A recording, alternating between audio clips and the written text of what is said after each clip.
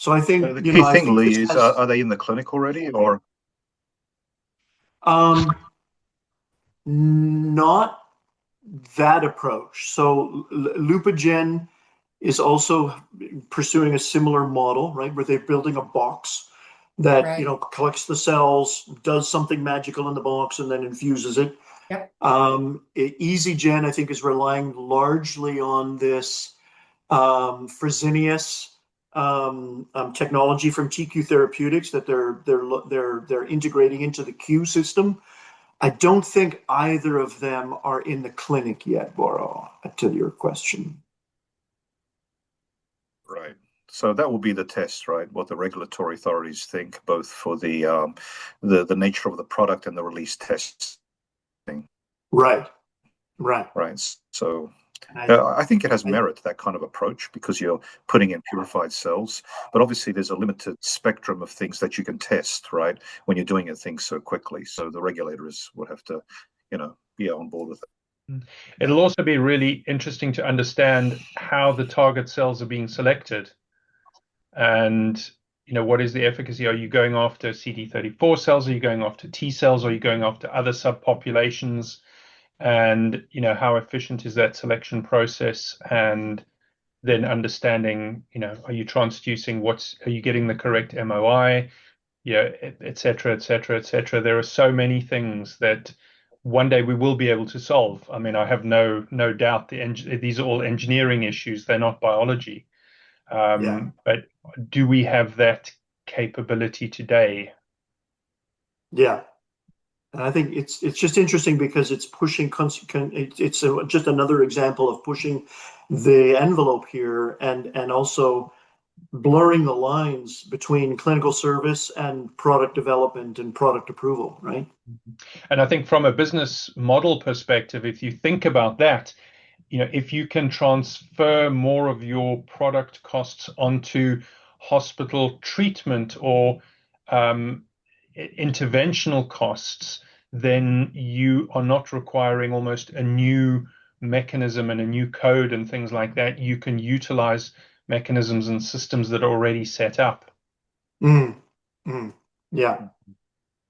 Are we live, From a Georgie? scientific point of view, it's very intriguing because one is that if you get a more of a pure population, let's say it's a CAR T product, a pure population of cells, you have a defined product that's going in that's better than in vivo, right? Because in vivo they can target, but they can still get into different types of cells. And then I would also imagine that if you concentrate the cells outside your target cell population, you'd use less vector, right? For in vivo, I would imagine you'd use then more vector. So there's a couple of advantages, and if you sort of think of it in terms of in vivo plus, right? I mean, a more defined way of doing in vivo, more of a hybrid approach. I think it's a very interesting approach. Yeah. Excellent. Well, thank you everyone for joining. Are we live, Georgie? We are. Sorry, my audio button. Yes, we're live. Okay, excellent. Thank you. Well, thank you everyone for joining and welcome back to the Advanced Therapies Think Tank. For our season 1 finale, hard to believe that we are here already, but it's been a really fun, educational, informative season, and we're very excitedly planning for season 2 already. And stay tuned for that. For anyone joining us for the first time, you'll discover what everyone else knows that's joined us before. The format of our events are deadly simple. There are no presentations, there's no slides, there's no prepared positions. The goal is to create the kind of conference, the kind of interactions, as you've just seen, that happen at conferences on fireside chats or in hallways where there are informal discussions where we're challenging each other's assumptions, exploring ideas, and occasionally even disagreeing as pleasantly and informatively as possible. We'll spend the bulk of the session exploring a series of questions with our guests, and then opening it up for questions. There is a chat function in the Zoom panel. Feel free to use it. It often gets very lively on the side chat, which we love. Before we get started, I'd like to thank our season sponsor, Blood Centers of America, Advanced Therapies Network, whose support obviously has made this first season very critical, and we're very grateful for them and are always looking for more sponsors. It's interesting. I think as we started to prepare for today's topic, a few things struck us. One is everybody agrees greater access is critically important. Greater affordability is critically important, and yet continuing to support an environment of innovation that rewards innovators, rewards researchers, and rewards the investors behind them or the people funding them is also critically important. And so, we come to this discussion with those in mind, with those agreements and that consensus in mind. The problem, of course, is that when you put all those things together, they don't always fit so neatly together.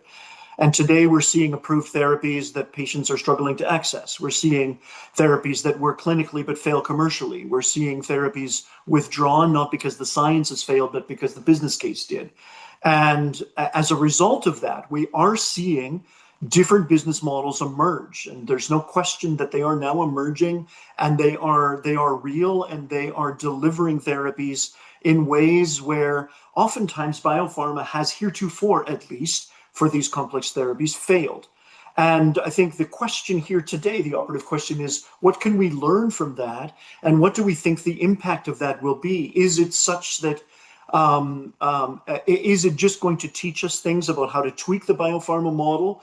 Adapting the pricing, the reimbursement, the regulation, the manufacturing, is there something fundamental about these therapies that requires, at least in certain circumstances, in certain markets, a different business model or a different delivery model? And that's, I think, what we're here to explore today with our guests. As you know, we spend very little time doing personal introductions, but because I think it's very important for the audience to understand what some of these models are, if you haven't explored them before, I just want to invite our guests to describe in the briefest possible fashion what is the business model or innovation model that you are championing. If you can describe it sort of simply, just to help give a perspective then to the conversation and your contributions for the next hour. And I'll start with Katrina. Well, I'm not sure that I'm championing one particular model, but people tend to come to me for help when they get stuck, which means that the classic model isn't working for them. And we need to just think more creatively about who we need to partner with, who we can work with, where we can source funding that might not be the kind of standard VC pharma model that where, if it's working, then that works great. But people tend to come to me when it's not working, and we just need to have different models that are more creative, whether that's working with patient organizations, individual philanthropists, state funders, or hospitals in a more not-for-profit way, and just thinking really creatively around how we push these therapeutics through the pathway to get them to patients in a sustainable and reimbursed fashion. Perfect. John, I'll go to you next, and then I'll go to you, Boro, and end up with Susan. Yeah, sure. Hello. So I'm John Powderly. I'm an oncologist and run a phase 1 clinic. And so our business model and champion is point of care manufacturing. I think that the novel use case is really for the autologous, non-genetically modified TIL cells or peripheral TIL or cells that we think that have a great value to patients to bring the cost down so they can afford it. So from a clinic up model, we envision community-based cell manufacturing in a fresh chain or a warm chain. So I'm championing that, and we envision it will be delivered as a professional service, and that hopefully over the coming years, the FDA language around minimal manipulation and homologous use will lighten up a little bit for the non-genetically modified cells. So thanks. And you're doing this today. This is not theoretical. We have made it through the FDA Interact and are working on our pre-IND, but we're a busy phase 1 clinic. We have no shortage of patients, but we're the first phase one clinic with GMP manufacturing capabilities and a blood bank and basically on file with the FDA to be able to do it once we get the IND in. Perfect. Boro. Yeah, hi. I lead two organizations, Caring Cross, a nonprofit, and its sister organization, Vectra Biomed, a public benefit corporation, that are focused on democratizing access to advanced cell and gene therapies. Our model enables local manufacturing, like John, at hospitals, government-affiliated institutions, and regional companies in parts of the world where traditional commercial approaches are not sustainable. By leveraging local infrastructure, talent, and resources, we can reduce the cost of these therapies, such as CAR-T, but up to 90% compared to the current US pricing. Local manufacturing also benefits patients by significantly shortening vein-to-vein time, allowing faster treatment. Quite simple, transfer the technology. These potentially life-saving treatments can be delivered locally, affordably, sustainably, and at scale. And I'll apologize in advance for Boro is in Eastern Europe with a shaky internet connection. So that's why we're looking at his name, not his face. And hopefully the audio. I will briefly say hello. And I'll show him off. Nice to see you, Boro. And hopefully your audio will hold up. That's great. Susan. Thank you. I'm Susan Nichols, and I'm championing more of a question than a business model. Through Act for Hope, we've been canvassing the landscape of stakeholders in the industry, asking the question, really, where are we failing with access? Where is that specific failure point? Why aren't more patients treated? And for as many conversations as I have, that's how many answers I get.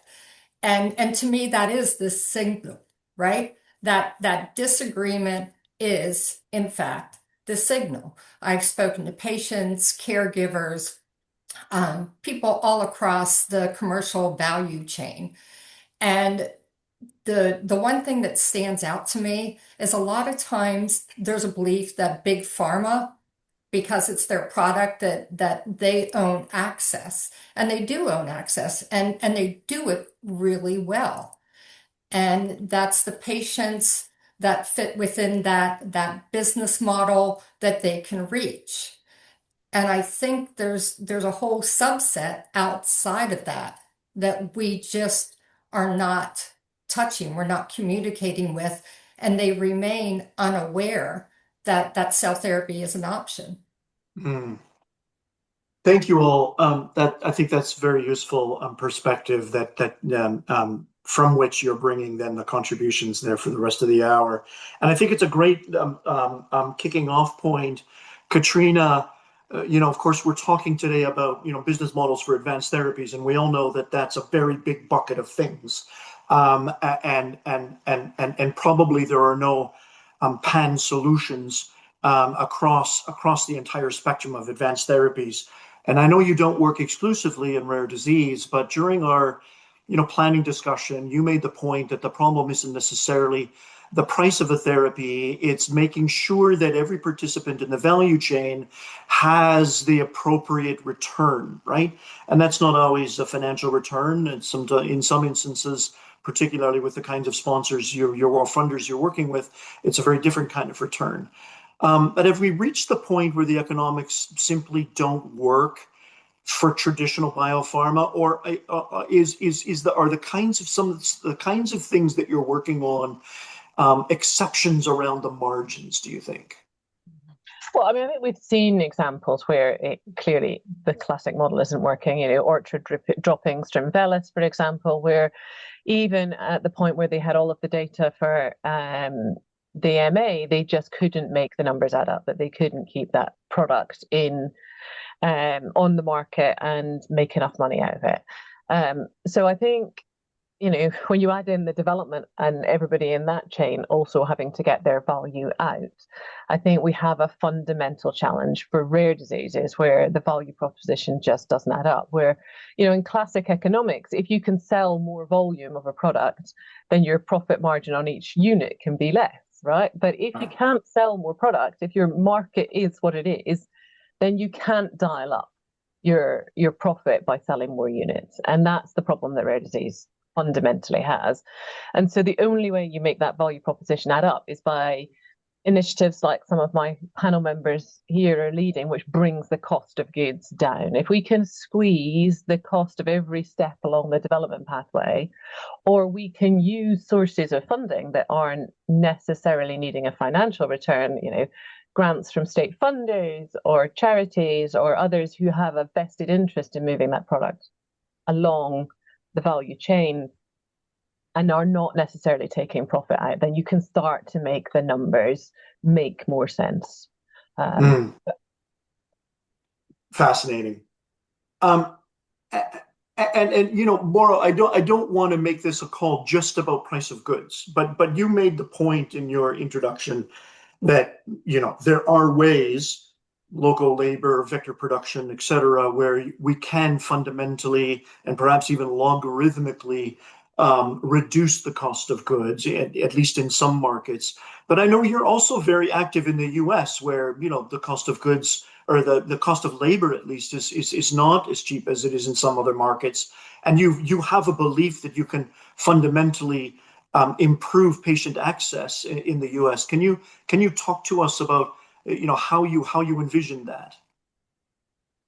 Yeah, sure. I mean, we've demonstrated that autologous therapy such as CAR Ts can be manufactured at hospitals, whether in the US or other parts of the world, at a fraction of the commercial prices. The biology itself doesn't become 90% less expensive when you work with hospitals. What disappears are the costs associated with central manufacturing, using expensive,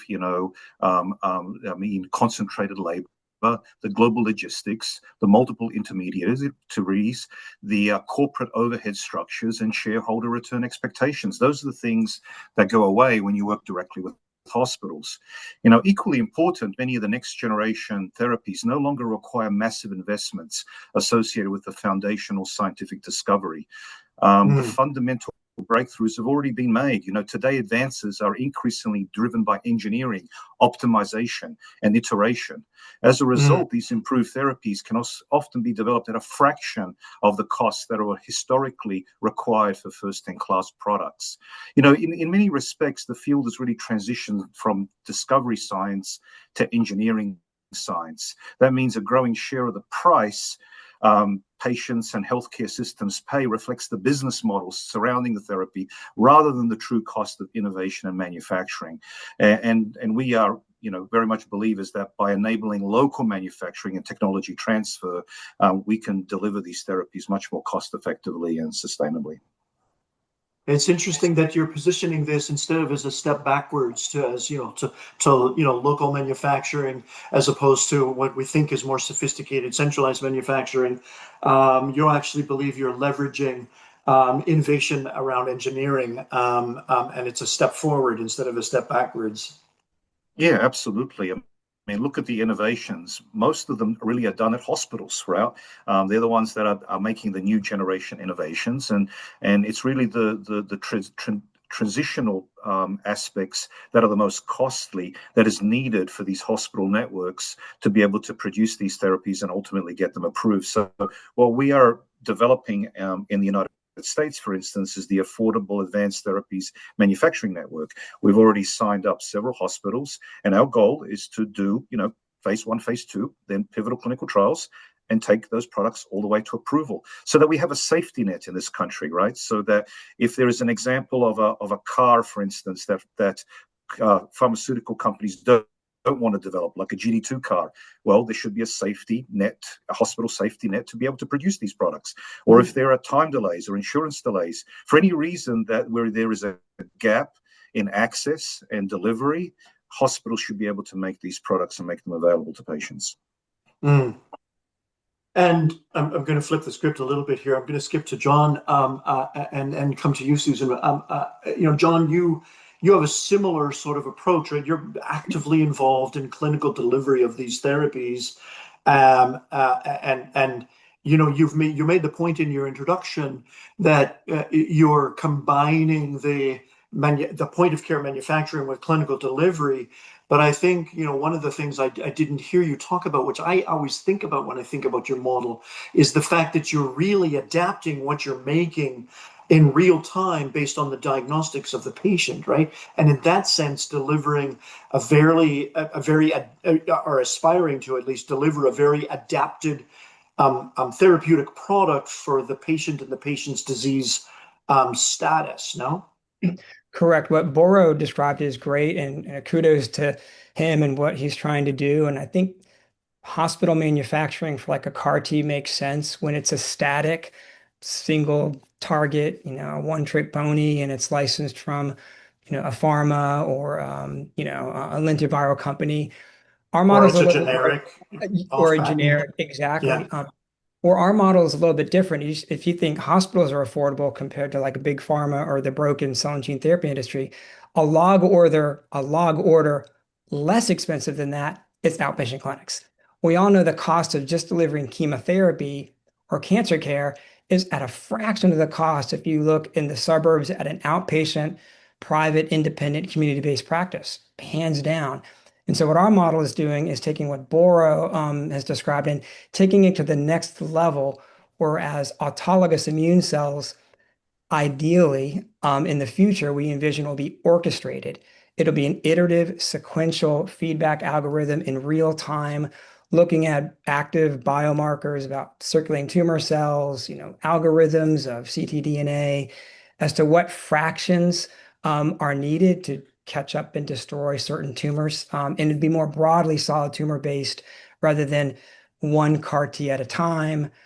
So it's a little bit different. And I think the delivery model makes it more integrated. It's built in a unified facility, digital infrastructure built on AI. It's the same nurses doing the leukapheresis that can deliver the product later.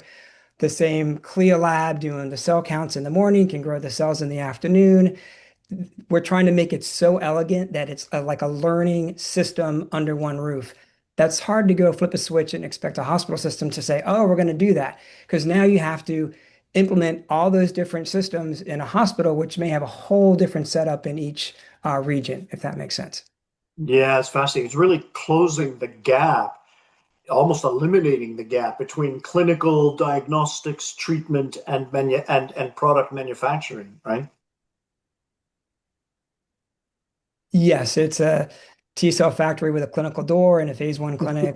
Yeah, so it's very futuristic. That's why Burroughs ahead of me. He's able to do it when we're a year or two behind. We hope to extend the parameter even more, further away from the epicenters of the tertiary care Yeah. facilities.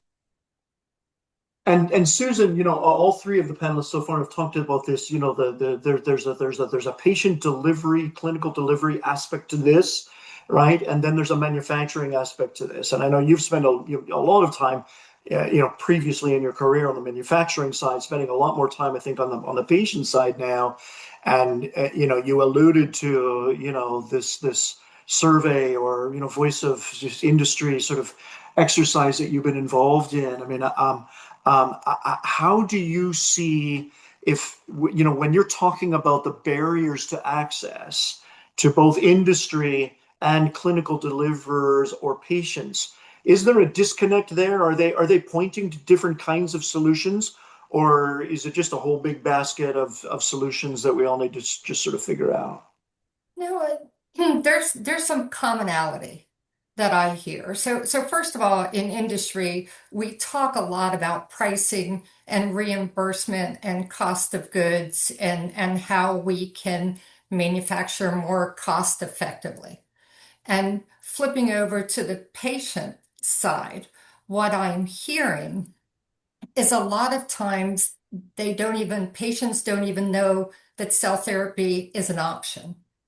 And if it is an option, it's presented as a complicated option, an expensive option. There's a lot of paperwork. It's expensive. You have to go through insurance approvals. You have to go near an academic medical center for weeks. You have to take a caregiver with you. So talking to physicians and patients, it feels like their resistance is the barriers. Now I'm listening to everyone here.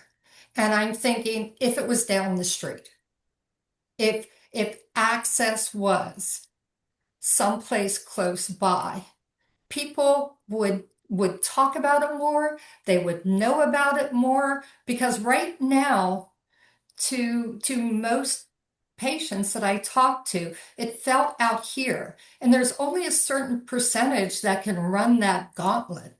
That even if you go on clinicaltrials.gov, I've talked to people and they said they can't navigate it. They can't find if there's even a clinical trial available, if there's an approved product. So there seems to be this abyss, which is educational in nature. And I'm wondering if the other models can help close that, because that would be bringing the education closer to the patient too. Yeah.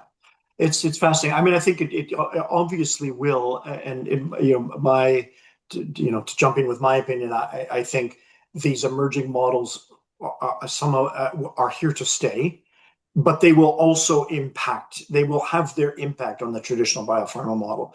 And I was highly encouraged. Last month, I attended a Community Oncology Association conference in Florida. It was community oncology physicians in the United States. And I can tell you that CAR-Ts are on everyone's lips. I'm making the prediction that I think by this fall, we will start to see some early data moving the needle off of this stuck at 20%, point. There is a lot of momentum happening at the community oncology level.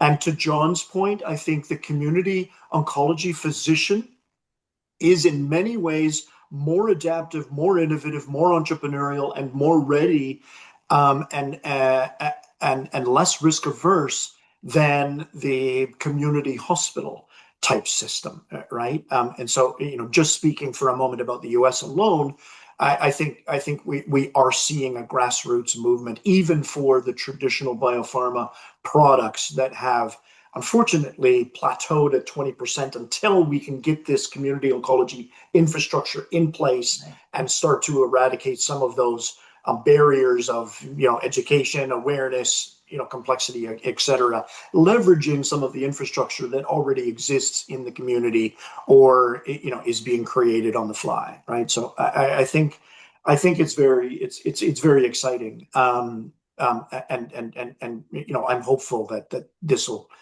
will start to really start to shape the next iteration of the industry and start to bring the kind of return on investment both for traditional shareholders, but also for the governments and nonprofits and clinical settings that have invested in trying to make this true. Katrina, I want to come back to you. You pointed out that you're focused these days on unstucking stuck development projects. Many times where the traditional pathways of clinical product development are failing. And if you can, certainly by way of example, if you can, but also at a macro level, what do you think that's, the fact that there are these stuck things, is that just part of it? Are those just, artifacts of a system that's working as well as it can? Or are there things that you think we can be learning about the fact that there are products that have succeeded but failed, and the system is broken in ways which we can, fundamentally do a better job of? Absolutely. I think that the necessity is the mother of invention, they say. And I think, for example, I'm working with a patient organization at the moment where there is a gene therapy for their condition. It's in a US-based biotech, VC back. And their board, after the last financing round, said, you've got to prioritize. You can't continue with all of the assets you've got in your portfolio. You've got to focus on these ones that are your bigger markets and are going to give us the return on investment. Now, that doesn't include the gene therapy for the condition that I'm working with. And they obviously found this unacceptable. And so what I did was help them negotiate a deal with that company to fund in a project-based way the development of that particular asset. And that involves rethinking their development plan to some extent. It involves moving the clinical trial to a single site in Europe, thus reducing the cost quite significantly versus doing the clinical trial in the US.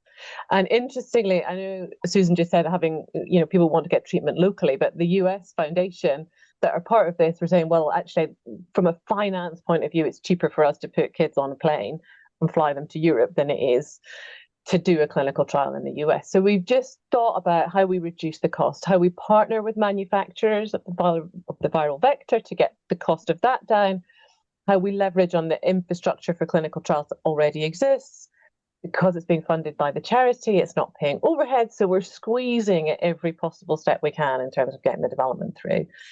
And we're also pushing with the regulators. And I think sometimes you can have a more constructive conversation with the regulators when you're going in and saying, look, we need to do it this way because we just simply can't afford to get it done any other way. And having a much more vibrant dialogue with them where there isn't any fear of them turning around and saying no because it's going to scare your investors off or because your share price will plummet, but actually getting to the point where actually, okay, it's a no, but okay, we can find some sort of route through this, and that then sets a benchmark that the rest of the industry can then follow on from.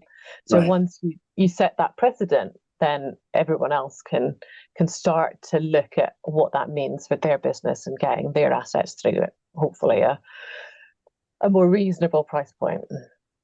It's a very good point, because to the extent that, market access in large indications, probably, I think everyone would agree, critically depends on local delivery, as local as possible.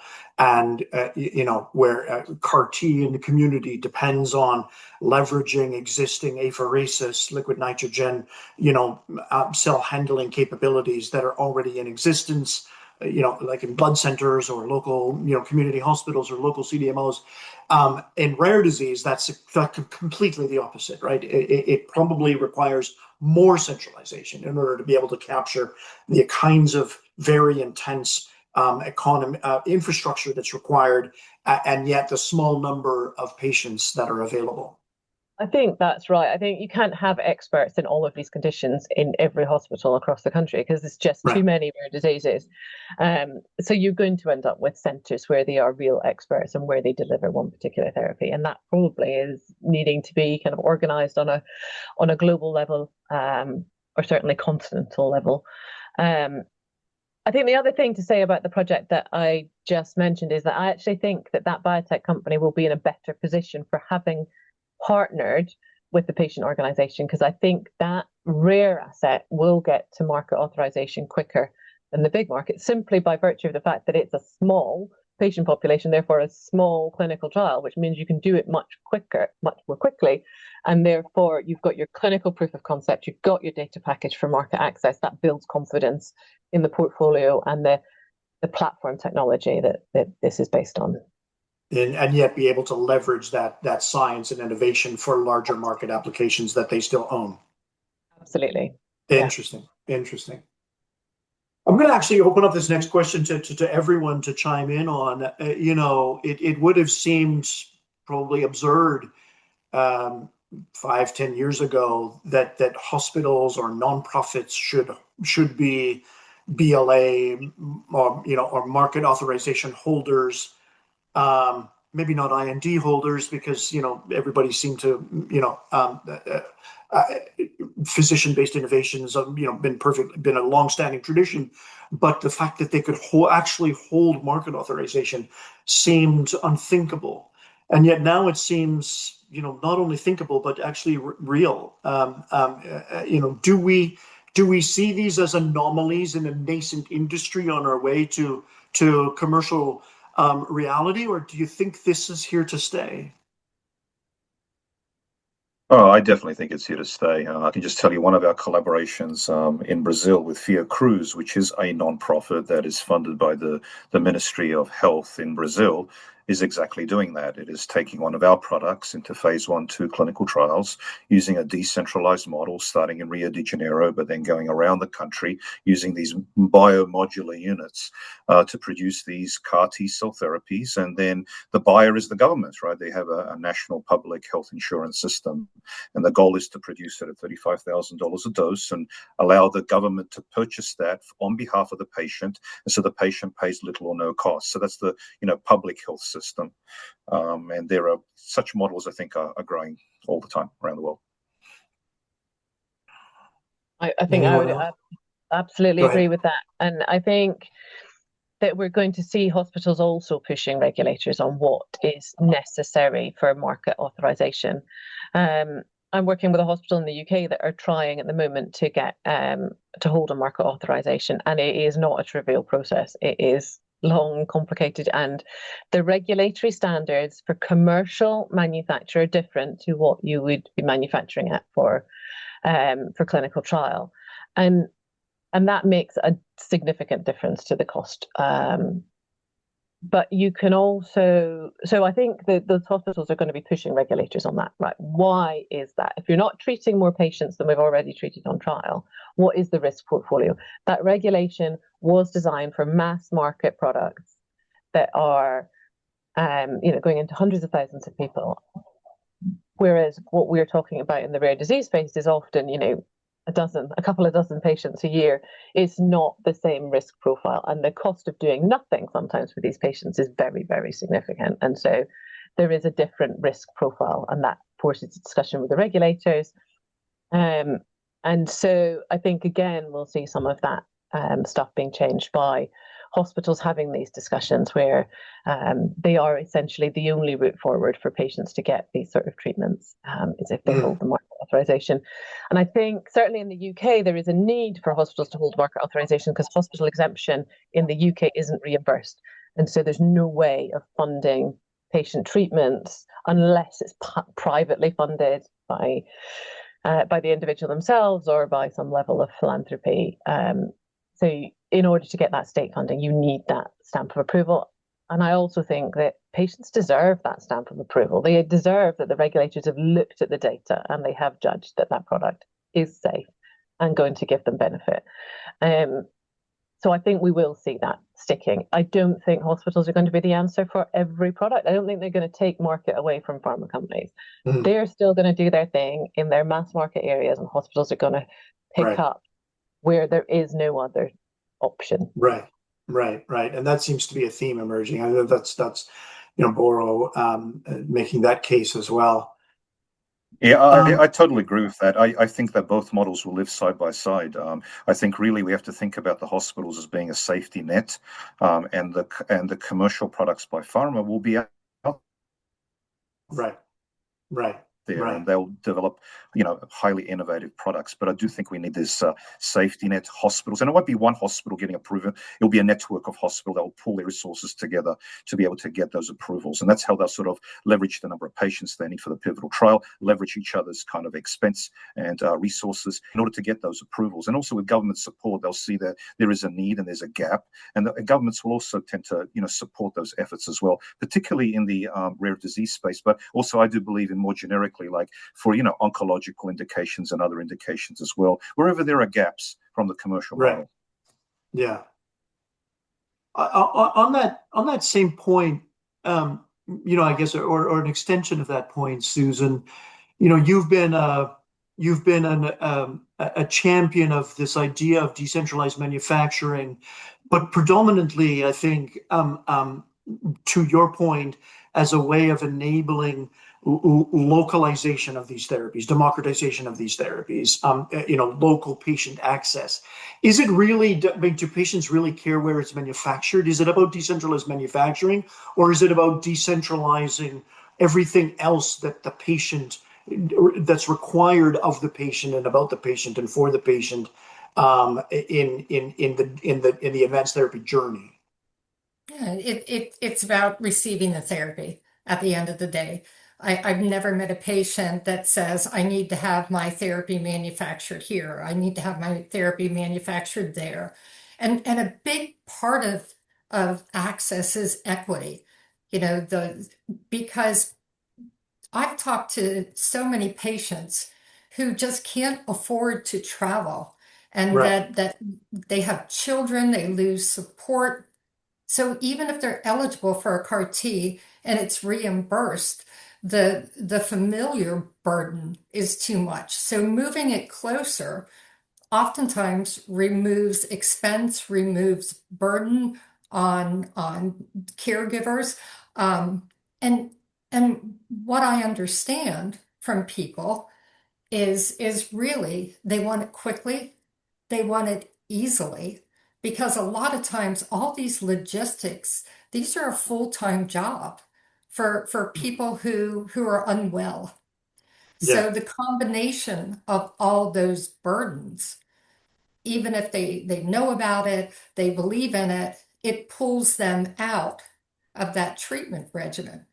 So moving it closer to the patient removes so many of those barriers. Plus, they're around their family and friends, and they have all that support. Right. Right. Right. And John, we were talking before the call officially started as well about, certainly in addition to what you're doing, there are other examples where the line between the clinical delivery, like Susan's talking about, the clinical diagnostics and the clinical treatment, clinical delivery of these products, and the product manufacturing, or the is being blurred, constantly. There's certainly what you're doing. There's the EasyGen Consortium, in Europe, which is looking at this closed box, sort of cell collection, transfection, reinfusion, selection, transfection, reinfusion, which, makes cell collection, cell processing, and cell delivery all one fluidic process. And the line between manufacturing and delivery is completely blurred there. Lupogen's another example. And with the evolution of closed manufacturing systems, which could arguably eventually emerge out of clean rooms and be completely safe in unclean environments, you can imagine a world where the technology at least is enabling more and more of that.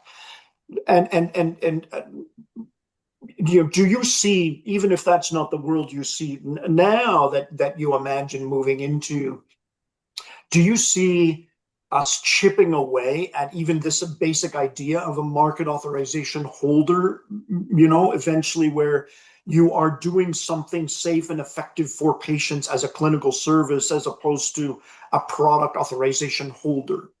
I think you hit the nail on the head.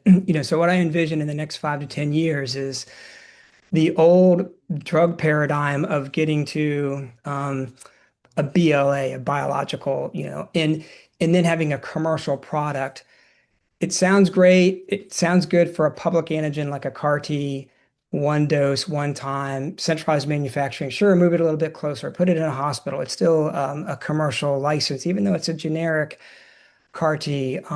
Even if we start making hospital exemptions, that still doesn't solve the problem or leverage the technologies that are emerging today. So, for example, a public antigen CAR T, that's like maybe 10 or 15% of the whole market. Like liquid heme, a few solid tumors that have a public antigen. Then 85%, the rest of solid tumors every one of them are a unique disease, a rare disease. Every one of those heterogeneous tumors in their bodies are different than their neighboring tumor. So now you've got a technology much more complicated, platform that has to address that.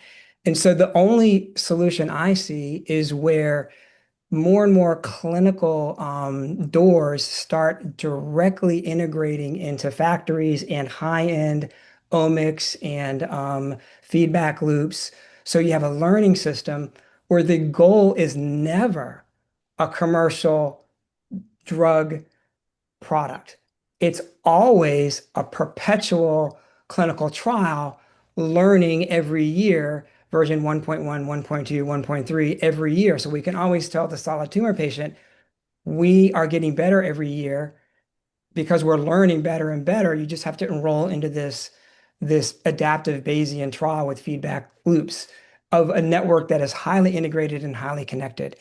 And right now, as much as we talk about the future, there really is no integrated delivery model solution that can do all those things unless we build it from the ground up. And I that's guess, what we're trying. Yeah, yeah.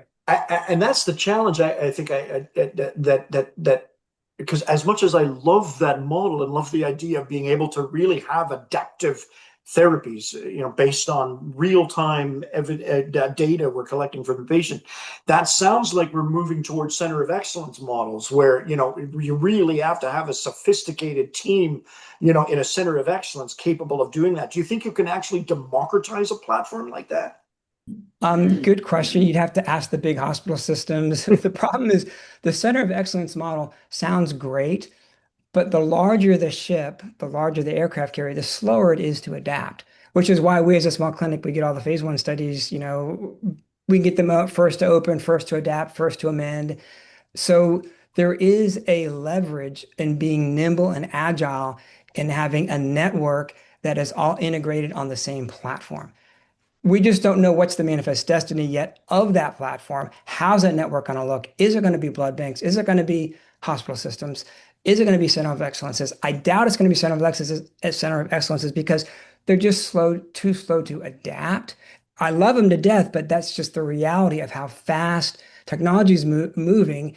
There has to be a disruption in making this scalable at regional facilities first. Yeah. And Boro, as you work around the world, you're working obviously with many different policymakers, government systems. I mean, how are they envisioning the need to invest in, either national infrastructure and or incentivizing, investors or regional companies to make the kind of investments necessary for these therapies? Lee, did you direct that to me because you broke up? Was that I directed to did. me or to Yeah, somebody else? yeah. Oh Particularly yeah, great. curious Sorry, you about. broke up. I didn't hear my name. Yeah, Yeah. yeah. So absolutely, I was just at the World Health Assembly, a side meeting there, and there was a lot of discussion about national resilience, right? Not just about cost. In fact, there was a panel where a number of ministers of health were there, including the Minister of Health for Indonesia, and he emphatically said, "This is not just about health economics. This is about national resilience in a time." In an era where countries are now starting to think,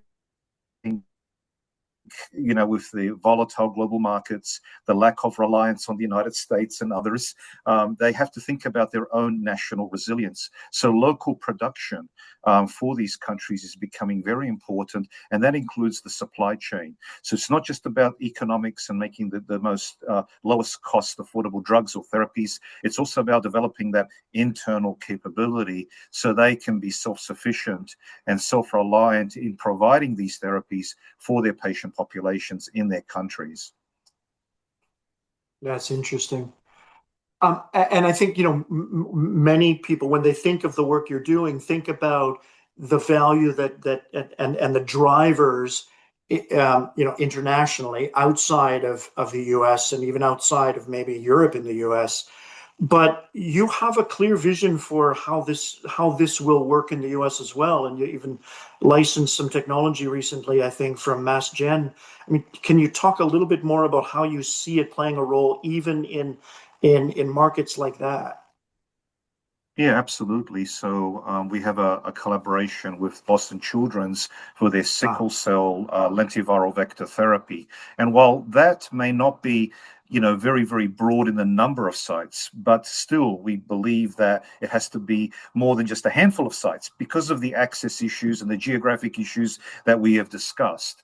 So like I mentioned earlier, we are building a network of hospitals, starting with the tertiary. We have to start somewhere, but I do agree with John that We have to think about other hospital networks in order to make sure that they can provide these kinds of therapies at different levels. And it may be that the networks, it's a Venn diagram. Some hospitals produce the CAR T, some produce, maybe a genetic disease, or there may be a few hospital sites that produce it for a rare genetic disease, because you have to have the clinical capabilities behind just the manufacturing. It's not manufacturing alone. You have to have a clinical team that can actually, treat the patient, monitor the patient, and help the patient and bring them back to recovery. So it's multiple factors, but these are coalescing networks that we envision here in the US and also around the world. And some will be public, some will be private. So, for example, in Turkey, we've partnered with the Koç healthcare system. The Koç Group is a private company, but it contributes to 9% of the Turkish GDP. So it's a very, very, able company within Turkey. They have their own hospital network. So we've partnered with them to provide them everything that they need so they can produce CAR T-cell therapies to start outside of their Istanbul facility. And they will have a network of hospitals to be able to, provide these therapies around Turkey. So that's kind of the things. And then in India, for instance, we've partnered with the Amrita Foundation. It's the largest foundation in India. And their goal is to produce these therapies for the poorest of the poor. So they will seek support from government and other non-government sources so they can cover the cost of manufacturing these therapies for that patient population that has no chance of getting such therapies. So it's going to be different in different regions around the world. Yeah, that's fascinating. And I'm going to turn it over to you, Sven, momentarily after this last question, so you can prepare. I see lots of chat going on, which is great. But I'm going to ask this last question as an open-ended question. But I'll start with you, Katrina, and then everybody else can chime in if you have something to contribute. You raised this interesting example where a commercial therapeutic sponsor partnered with a parent. I think it was a parent-funded charity organization to develop a product for a very rare or rare, ultra rare indication.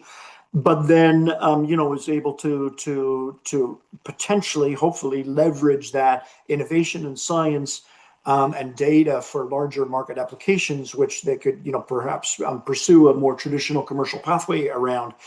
Do you think that there's more examples of that, more that can be done in that regard, where you would encourage companies to look at those kinds of partnerships, either with government or nonprofits, or do you think those are sort of rare disease anomalies?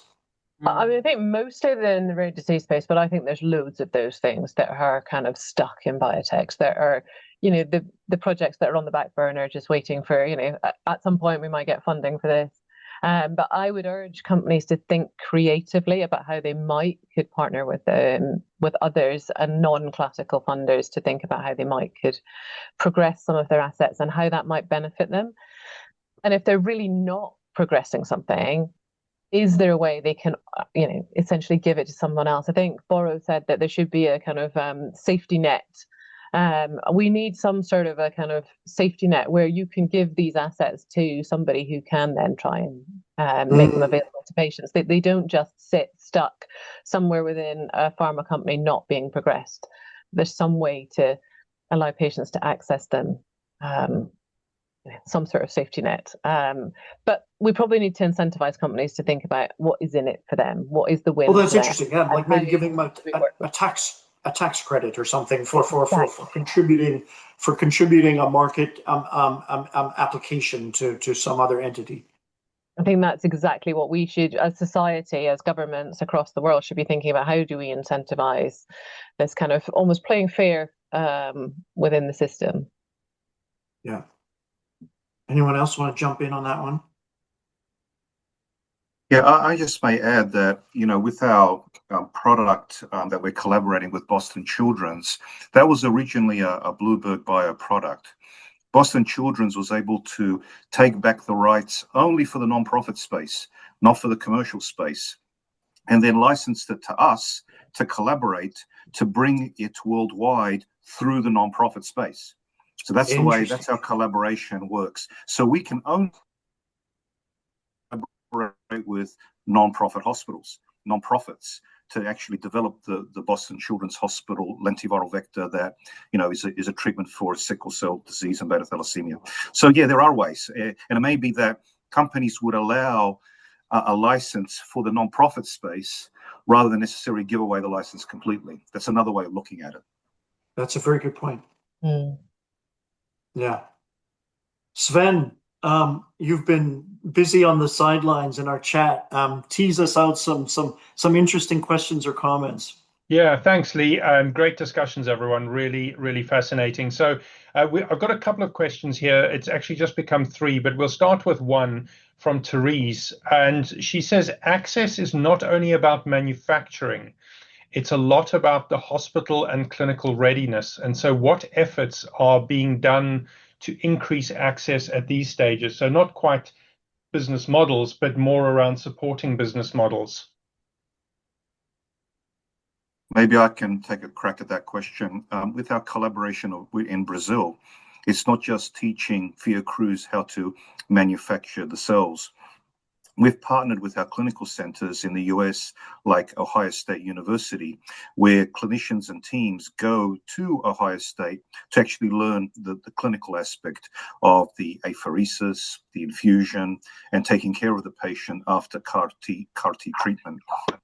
So the way that we operate is we partner with clinical centers that are already doing this, and they're more than willing to be able to host our partners around the world, the clinical teams that get trained at their clinical facilities, while the manufacturing teams come to Caring Cross to be able to be trained on the manufacturing aspects. And I'll chime in, as well, largely from a U.S. perspective. What we're seeing is localizing apheresis, localizing product receipt handling, pre-infusion processing, maintaining chain of custody, those kinds of ancillary aspects to the logistics and supply chain, which allow patients to stay closer, but also allow physicians to be able to focus on patient diagnostics, patient care, and infusion, whilst allowing other parties to handle some of the supply chain logistics and processing aspects, is really enabling much more community access to CAR T cell therapies in the oncology setting, at least, right? And I think that's making a material difference to the biopharmas, obviously, that want to get into the community, and it's critical for them to get into the community to be able to access a larger market share, but also to the physicians that want to deliver them, and the patients that don't want to, as Susan's point, or simply can't, travel, miles and spend that much time away from home. I mean, there was a paper recently, I think it was at ACTCT, which said for every 10 miles, the chance of you actually getting a CAR T cell therapy that you are eligible for dropped by 6%. And so, and this was not because of the inability to deliver the therapies. It was mostly driven around the patient's inability to be able to just support that kind of traveling that distance. And that's not even very far, right? So you can see 20, 30, 40 miles, makes a big difference. I think we're also seeing clinicians begin to self-organize in certain areas. In Europe, we've got this Agora group that are a collection of physicians who work in the ex vivo lenti space, who have self-organized to share knowledge and think about where they may centrally obtain viral vector, but administer to patients locally in expert sites across Europe. And so that sort of sharing of knowledge and expertise and resources across a network within one area is becoming, I think, more normal within different disciplines. Yeah. Sadly, Sven, I know you said you had 3, but our system is very officious at the top of the hour. So I want to take a few moments to thank everybody for being part of this first initial season. First of all, I want to really thank the panelists here today. This is a fascinating, discovery that we're on, and a fascinating debate. And I think, it was a really great opportunity to shed light on some of these real world initiatives which are happening, and give people perhaps some insights on alternative models that we all anticipate will be complementary to and coexist with the traditional biopharma model. It's not a debate about one model or another. It's a debate about what we need to do to make sure every patient that needs these therapies gets it in every single market, right? And to Boral's point, that's a likely different solution in different places. And so this is no longer a theoretical exercise. It is happening, and I think we're all very excited and proud to be part of it. Clearly, for us, this has been an exciting season. We're very pleased with the engagement we've had. Are very excited to bring Advanced Therapies Think Tank Season 2 to you very soon. We're working on some very exciting ideas. These sessions are brought to you on demand as well, a couple of weeks afterwards, and there is always usually some very interesting summaries and debate happening online as well. So look for those on LinkedIn in the hours and days ahead. Thank you all again, you very much, to panelists, Katrina, Susan, Mauro, and John. And again, thank you, Georgie and the team at IB for being great team members, and Sven for your contributions today, and for everybody who contributed in the online chat. Thank you for your questions and comments, and we look forward to next season. Thanks, everybody. Thanks, everybody. Thanks, everyone. Thank you.